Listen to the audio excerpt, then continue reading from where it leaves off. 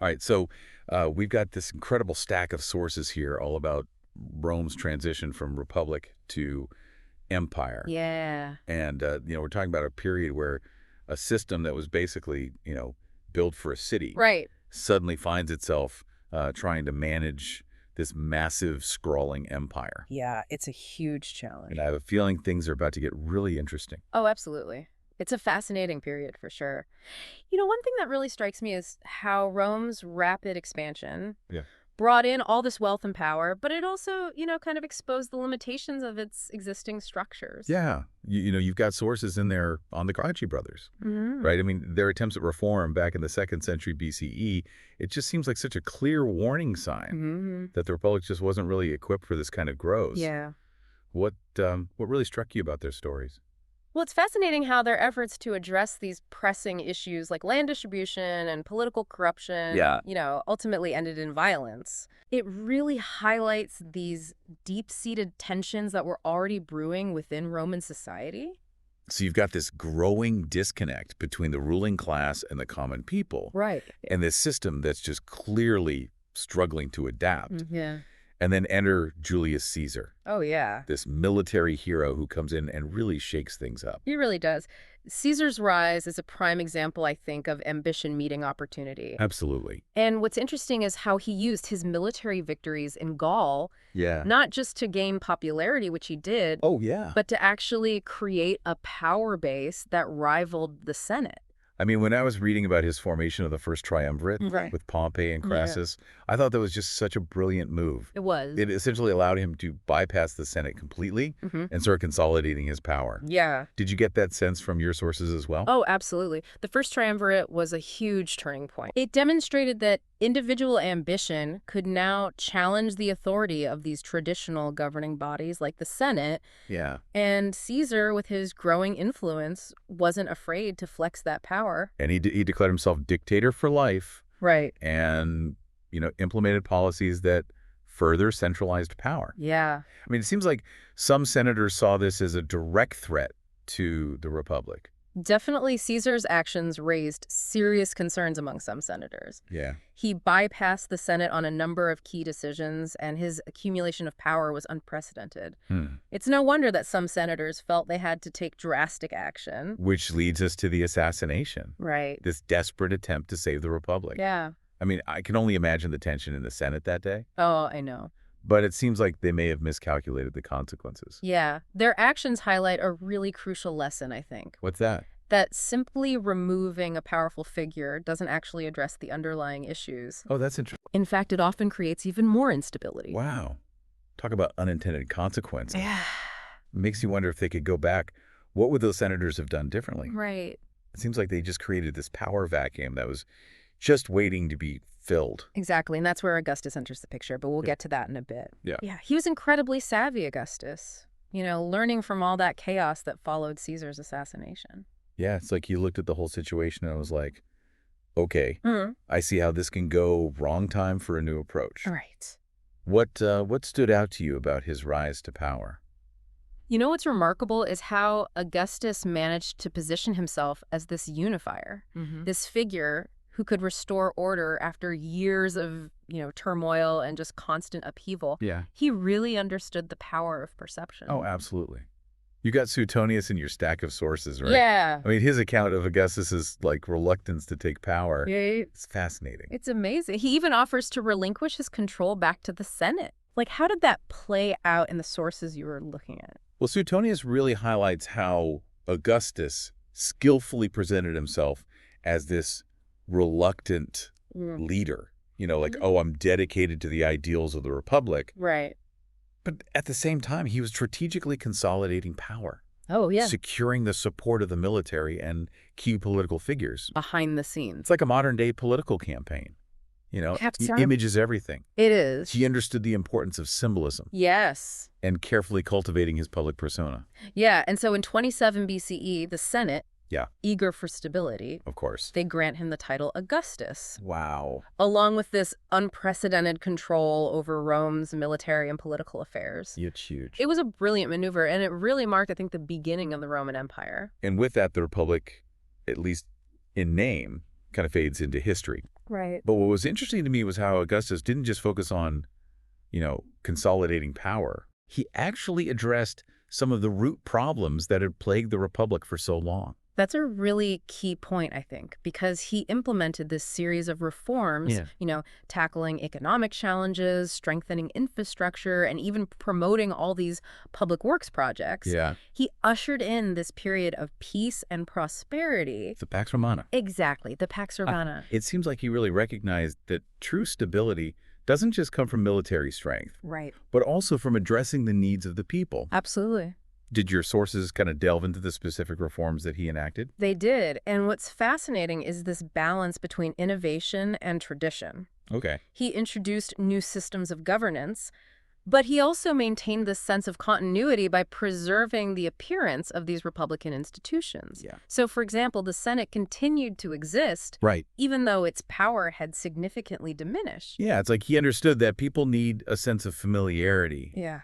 Even in the midst of all this change. Absolutely. He's modernizing the system, but making it palatable to those who yearn for the old ways. Exactly.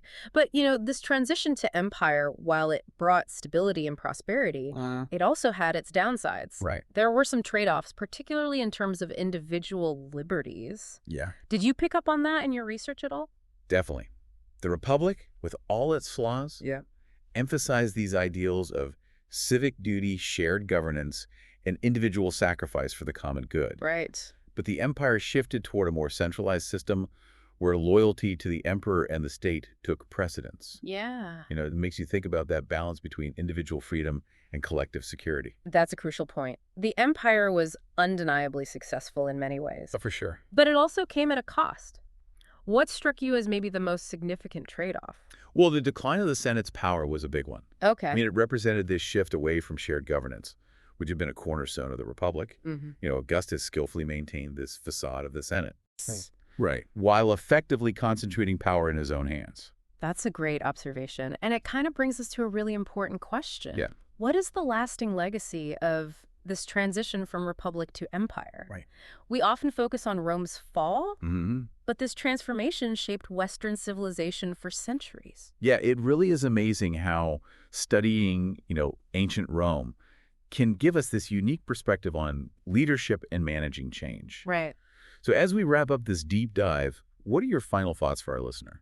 Well, looking at all these sources you've gathered, it's clear that Rome's transition from republic to empire, it wasn't just about, a change in leadership. Right? It was this fundamental shift in how power was structured and perceived. Yeah. It's a great example, I think, of how decisions that are made in response to a crisis, they can have these ripple effects that extend way beyond their immediate context. We often associate the Roman Empire with its military conquests. Right. And these impressive engineering feats like aqueducts and roads. Yeah. But it's easy to overlook the impact of its legal system and administrative structures. Oh, absolutely.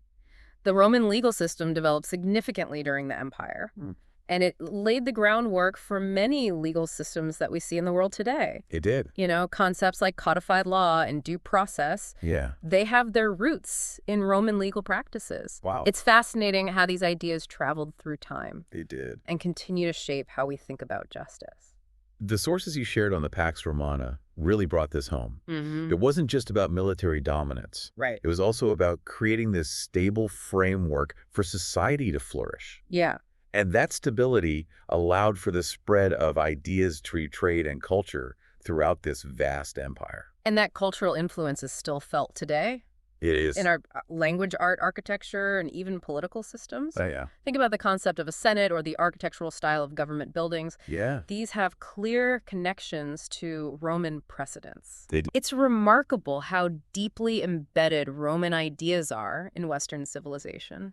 Okay, so we've established that Rome's transition to empire was a major turning point in history, It was. with consequences that continue to shape our world. Yeah.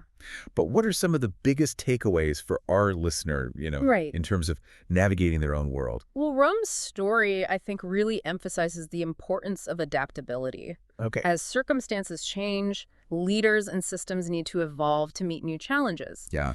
The Republic's failure to adapt to its rapid expansion ultimately contributed to its demise. It's true. And it's a reminder that clinging to outdated systems can be detrimental in the long run. It's so easy to get stuck in our ways. It is. But sometimes, a fresh perspective and the willingness to embrace change Yeah. is exactly what's needed. Exactly. And along with adaptability, effective communication is paramount.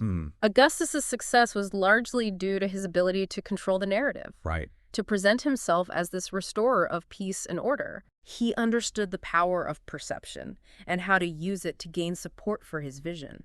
It makes you think about how leaders today can effectively communicate their ideas and inspire confidence, Yeah, especially in times of uncertainty. absolutely. It's not just about having a good plan, it's about articulating it in a way that resonates with people. It is. And it's also about walking the walk, not just talking the talk. Oh, yeah.